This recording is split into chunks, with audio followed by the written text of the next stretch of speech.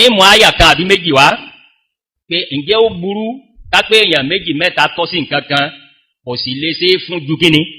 ẹnìkan lọ káwá wọ́nà tàbí pé ẹja mọ́ ẹnìkan nù wọn o àbí ìdíjẹ́ election náà kan ìdíjẹ́ bò náà kan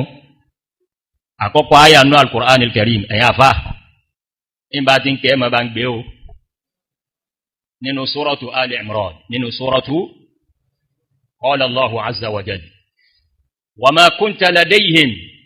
idh yulquna aqlamahum ayyuhum yakfulu Maryama àyà yìí àyà 44 mẹ́rìnlé ní ogójì nínú suratu Ali Imran Ọlọ́run rán wa létí ìtàn tó ṣẹlẹ̀ nípa aya ńlá wa ìyá wa Maryam alayha salam Maryam gẹ́gẹ́ bá ti mọ̀ pé Ọlọ́run ṣe lè mọ̀ láti ilẹ̀ kó tiẹ̀ tó di kó bí Ànábì Ìsá alayhi salatu wassalam ńgbà aya ńlá wa Maryam wà ń kéke àwọn tó fẹ́ gbà tọ́ pé irú ọmọ yìí ọ̀dọ̀ mi ló yẹ kó gbé wọ́n ní èsì èèyàn kan kìí sí èèyàn méjì kìí sí èèyàn mẹ́ta láwọn àlfáà àgbà náà láwọn ẹni Ọlọ́run ọ̀rọ̀ wá di pé tọ̀ tàwá ní ọgbà tọ́nù yìí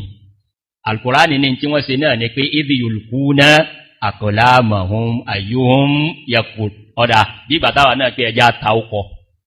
ẹni ọkọ̀ ẹ bá jáde nínú yín ọ̀dọ̀ rẹ̀ ní kíní ọkọ̀ ta ló jáde níjọ́ náà jẹ́mọ́ àmúmọ̀kẹ́ mọ́ wákàfàlàhá Zakariya Ànábì Zakariya lọ́kọ̀ ẹ jáde ya ọ̀dà ìwọ̀lọ́gbà tọ̀ àkọ́kọ́ ìrí nìyẹn nínú Al-Qur'ani bákanáà eléyìí nínú suratu Safat suratu aya 141 ní suratu Safat ìtàn Ànábì Ọlọ́run kan lọ́lọ́run tún sọ ń bẹ̀ náà Ànábì wa Yunus alayhi salam wa inna Yunusa lamina al-mursalin idh abqa ila al-fulki al-mashhun fasahama fakana min al-mudhhabin fasahama fakana min al-mudhhabin Ọlọ́run ní ẹrú wa Ànábì Yunus ńgbà alayhi salatu wassalam ńgbà àwọn èèyàn rẹ̀ ṣe tó dùn ọjáde kó ń lù fún wọn ọjáde kó ń lù ọ̀rọ̀ kò ojú omi tí ń gbèrò ọwọ́ Al-Qur'ani júwẹ́ ọkọ̀ ojú omi yìí pé al-fulki al-mashhun filled up ọkọ̀ ojú omi tó kún kẹ́kẹ́ tọ́bẹ̀ lè má gbàgbà àyè èèyàn kan tó kù náà lọ́gá ẹ̀yìn náà wọlé òun l'Ànábì Yunus àwọn ìjọ náà alayhi salatu wassalam wọ́n wá dójú agbami ọkọ̀ lọ́mọ́ wọ́n wá láti pọ̀jù nínú ọkọ̀ yìí ni o a ti pọ̀jù nínú kíní kò sí tó kù jù pé inú kẹ́nìkan volunteer àti bẹ́ sódò àbí ká ju ẹnìkan sí odò ọwá kú ẹni tí ó volunteer wẹ́ kí ni wé ìyànjú ẹjọ́ náà jàmá kí ni wé ìyànjú ẹ̀ fasahama fakana من المضحضين قال الإمام ابن عباس رضي الله عنهما فساهم أي فأكرع النبي يونس أبقى pé ẹjí wọ́n ta kóríà fún wa kí là ń pè ní kóríà ẹ̀rà tákàdá ẹjú kálámù lẹ̀ ẹjú owó lẹ̀ bí ọba kọjú sí tààfẹ́ fi mata láàmú nínú ẹ̀yìn èèyàn wọ̀nyí gẹ́gẹ́ bí èrò Ọlọ́run ànábì Ọlọ́run tí wọ́n ti jú bàbá tẹ̀ wá ju gbogbo àwọn èèyàn sínú odò kò gbọdọ̀ já ànábì Yúnúsà orí rẹ̀ gan ni orí àlọ́ ò Ànábì Yúnúsù ó di pé wọ́n jù sínú odò gẹ́gẹ́ bí ètò Ọlọ́run bí wọ́n ti ń jù sínú odò àbóhun lọ bẹ́ sínú odò fún rẹ̀ ríwáyà méjì ni Olúwa ní kẹjà kan ó ti wà ń sálẹ̀ ó gbé mi ó gbóòtàn ilẹ̀ ti mà ìntàfẹ́ lò ń bẹ̀yẹn ni pé kí ni wọ́n yẹ mú pé Yúnúsù lọ́kàn o ìntà ń pè lẹ́lẹ́kṣẹ̀ náà nù ó di mélòó jàmá bàbá kò náà Al-Qur'an al-Karim ń bọ́ lọ́kàn ìmáàmù Ridwan ti sọ fún ẹ̀yìn ìmáàmù kí lọ́kàn lẹ́yìn Al-Qur'an ìmáàmù tó bá ní ti súnnà ti jẹ́ èyí sí ìmáàmù tọ́lọ́wọ́ àtànẹ́bí o tọ́ ìjẹ́ èyàn fi jẹ ìmáàmù ní al-kitabu wa súnnà ẹ̀yìn ká bọ́nu súnnà nẹ́bì náà ìyá ńlá sallallahu alaihi wasallam ìyá ńlá wa Aisha nínú àdífì tí ó fẹsẹ̀ rinlẹ̀ al-hadithu mukharrajun fi sahihayn hadithu grade 1 ni in bẹnu sahih Bukhari in bẹnu sahih al-imami Muslim qalat radiyallahu anha kana rasulullah sallallahu alaihi wasallam idha arada safaran aqra'a bayna nisa'ihi wa ayyatuhunna kharaja sahmuha kharaja biha ma'ahu sallallahu alaihi wasallam inú sisi Ànábì tó dá táwa náà gbọ́dọ̀ máa ṣe bá Ànábì bá rìnrìn àjò tí èsè jọ́ kan jọ́ méjì jọ́ mẹ́ta lórí ẹsẹ̀ lórí ẹṣin ó yàtọ̀ fún ìdáwà ń dánwò lónìí ọwọ́ pléènì láàárọ̀ òde kò lẹ́yìn wákàtí kàbí kọ́mọ́ tó bẹ́ẹ̀ ìrìn àjò Ànábì ìrìn àjò tí ó pẹ́ ni ìmọ̀ wá necessitate pé kọ́kàn náà àwọn ìyá ńlá wa àwọn ìyàwó Ànábì ó tẹ̀lé ẹ̀yin mọ́mù ẹ̀ sì gbọ́dọ̀ wá ní ìyàwó kan tí ó kóhun ní báàgì yín o àwọn ní ọmọ tẹ̀lé bàbá tẹ́ráfù kódà o ogbò mọ́mù tí wọ́n bá mọ̀ pá àwọn ọ̀kan náà àwọn ìyàwó ní máa bá ìmọ̀mù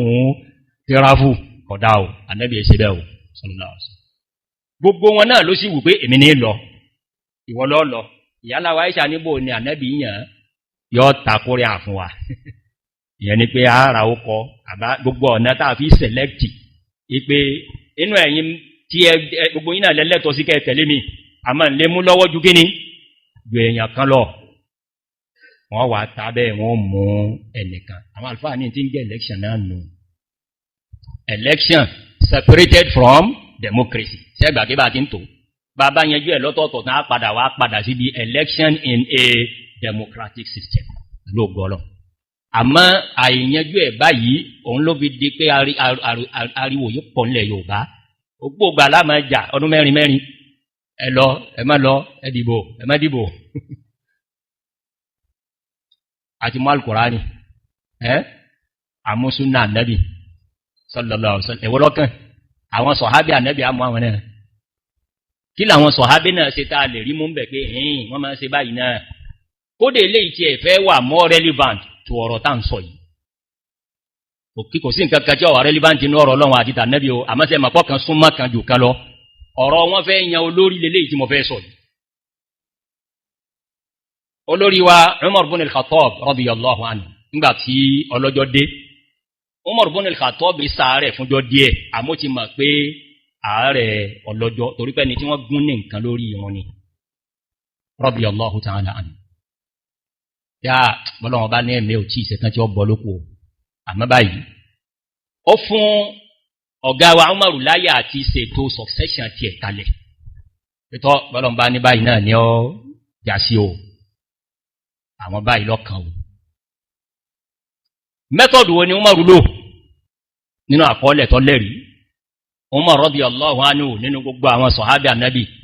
ó mú àwọn mẹ́fà péré àwọn mẹ́fà ẹ̀dàkùn sáwọn mẹ́fà làwọn sọ̀hábí wọ́n pọ̀ àmọ́ Umaru wo àwọn mẹ́fà wo ló mú Uthman ibn Affan Ali ibn Abi Talib Abdurrahman ibn Auf Sa'd ibn Abi Waqqas Az-Zubair ibn al-Awwam wa Talha ibn Ubaydillah ridwanullahi alayhim àwọn mẹ́fẹ̀ẹ̀fà yìí Umaru ní láàrin yín kí wọ́n yẹn nìkan ọgbọ́dọ̀ jáde kó láàrin ẹ̀yin mẹ́fẹ̀ẹ̀fà yìí Umaru sì fòfin ilẹ̀ fún wọn pé gbogbo ń tẹ́ bá sì ṣe ọgbọ́dọ̀ jọ mẹ́ta lọ lẹ́yìn tó ń bá kú kọ́dà nú ètò tí Umaru ṣe kalẹ̀ gbogbo ń tàn wá kí ní a nípìlẹ̀ nú ṣẹ̀ríà tẹ́nìkan ma wá sọ fún wa pé àní kankan lábí ń wá kí ẹwọ́n tí Umaru ṣe Umaru wá ní ẹ̀yin mẹ́fẹ̀ẹ̀fà yìí ni mo ní ẹyẹ nìkan nú yín o àmọ́ máa mi Abdullahi bin Umar liyashhada wa laysa lahu min al-amri shay èyàn observer fún yín ẹ gbọ́dọ̀ ṣe nǹkan kan lẹ́yìn Abdullahi bin Umar ó gbọ́dọ̀ wà ńbẹ̀ àmọ́kọ̀ kan o never ẹ gbọ́dọ̀ ro kan o ẹnìnú wọ́n ní Umaru tún gbófin mí kalẹ̀ pé láàrin ijọ́ mẹ́tẹ̀ẹ̀ta yìí kẹ́ tó yan ẹnìkan nú yín ò gbọ́dọ̀ máa ṣe ìmáàmù wọn ní masalasi Ànábì kọ́mọ̀ wàá jọ bíi pé bá Ànábì ti ṣe kalẹ̀ pé nígbà Ànábì ti ní múrù Abubakarin falyusalli binnas Ànábì ti júwe Abubakar kalẹ̀ pé nígbà tó wọn ọba ti lè kírun mọ́ o ìwọ ni ọmọ kí òun ni òjò dìjà ya ẹni ọkàn náà ni lójú ayé rẹ̀ ló ti lóun ní kọ́ mọ́ kírun Umaru prevent yẹn ọwọ́ àyàn Suhaibu Ar-Rumi sọ̀hábẹ̀ mi pé ìmáàmù ọjọ́ mẹ́ta yìí nìwọ lẹ́yìn ọjọ́ mẹ́ta ìmáàmù rẹ̀ lapse ìmáàmùsìpù rẹ̀ lapse ọgbẹ̀ni wọ́n bá yàn ní ọpadà tọ́rọ Ànábì náà ni ìmáàmù Abubakar náà ẹgbẹ̀ni ọba jọ lórí ẹ̀sìn nígbà ní tó jọ lórí ìlú òun náà ni ìmáàmù ẹ wo ètò yìí bí Umaru ti gbé kalẹ̀ radiyallahu anhu ńgbà wọn wá tíṣẹ̀lẹ̀ tán tí wọ́n mọ̀rú tọ́lọ̀ ní kọlọ́jọ́ dé àmẹ́fẹ́fà yìí gẹ́gẹ́ bí àṣẹ wọ́n pàdé àkọ́kọ́ pàdé tí wọ́n pàdé Abdurrahman bin Auf radiyallahu anhu wọ́n lóun lọ́kọ́ sọ̀rọ̀ ǹjọ́ náà ẹ máa wo process the ẹnìkan nù yín náà lágbọ́dọ̀ yàn àlèyàn olórí mẹ́fà Abdurrahman bin Auf wá ní nínú àwa mẹ́fẹ́fà yìí ẹjá dìra wa kù sí mẹ́ta bó ní ó ti jẹ́ kẹ́ni kọ̀ọ̀kan nù wọ́n step down fẹ́nìkan ya ìwọ ni mo rò pọ̀ tọ́ sí wọ́n ní bó ti wí bẹ́ẹ̀ tán Az-Zubairu dìde ó lóun step down fún Usman bin Affan Talha náà dìde ó ní mo step down fún Aliyu ibn Abi Talib Sa'd ibn Abi Waqqas ó ní wa Abdurrahman gan lèmi step down fún seamless process nínú àwọn mẹ́fà ọkà àwọn mélòó nígbà ó kọ àwọn mẹ́ta Abdurrahman bin Auf fi wá kọjú sáwọn méjì tó kù ó ní lẹ́tí rí àwọn mẹ́ta náà lápò jama àwọn mélòó lógún Usmanu Aliyu àti tani Abdurrahman ibn Auf radiyallahu anhum ajma'in Abdurrahman bin Auf ní ta nínú ẹ̀yin méjèèjì tí mo dájú kọ yìí tí ó yọra rẹ̀ kúrò nínú réèsì yìí òun láwàá gbà pé kọ́ yẹn ẹnìkan náà méjì tó kù àwọn olẹ́lẹ́sìn ìgbọ́n ogbélé ìdìsìn ta ni ó yọra rẹ̀ kúrò from the race orí rẹ̀ wá ní responsibility of choosing nínú àwọn méjì tó bá kù wọ́n ní gbò wí báyìí Usmanu dákẹ́ radiyallahu anhu Aliyu náà fọ́n radiyallahu anhu Abdurrahman bin Auf bá ní ọ́dá èmi yọra mi nígbà pé wọn wá ẹyé ń bẹ̀ wọn owó mẹ́ àwọn ní hádà fúró èyí táwọn Professor Olóyèdé ń sọ fún yín láàárọ̀ ni interest Islam lọ́wà lẹ́mí tí wọ́n kìí ṣe do or die ó ní wọ́n bá rí bẹ́ẹ̀ mọ́ yọra mi àmá àti agree pé ńgbà mo ti yọra mi hun èmi lókù tí ń mú kan nù ẹ̀yìn méjèèjì wọ́n láwọn gbà bẹ́ẹ̀ ọ̀tán síbẹ̀ wọn ò ìtàn tó lákọọ́lẹ̀ ni o wọ́n ní for the next sẹ́mọ̀ kíjọ́ mẹ́ta ni wọ́n mọ̀rù fún wọn gbogbo ìta ń wí ìjọ alákọ̀ọ́kọ́ mọ̀rù kú gbára níjọ́ tó kú ní gbogbo ilé ìṣẹ̀lẹ̀ Abdurrahman bin Auf wá kéde ẹnìkan kan náà méjèèjì lọ́jọ́ kìíní lọ́jọ́ kejì nígbà tí ó fi di jọ́ kẹta ẹgbẹ́ kí ni wọ́n ní Abdurrahman bin Auf ń ṣe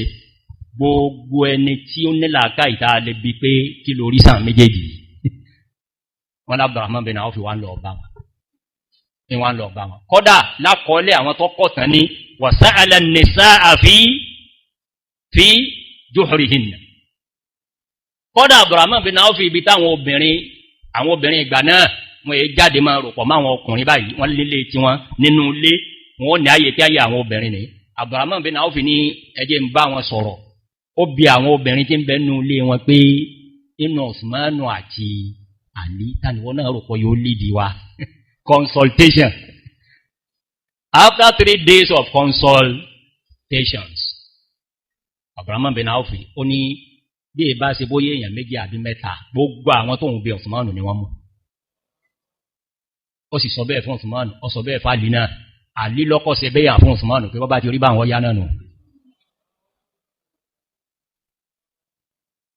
ní táwọn sọ̀hábì Ànábì ṣe ridwanullahi ta'ala alayhi tọ́ àti yan democracy àti yan kíni kò sì ń repeat ẹ̀ for necessarily mean ni pé ńgbàtà bá ti ní democracy ọ̀dá election ò ṣe kíni election ọ̀dá no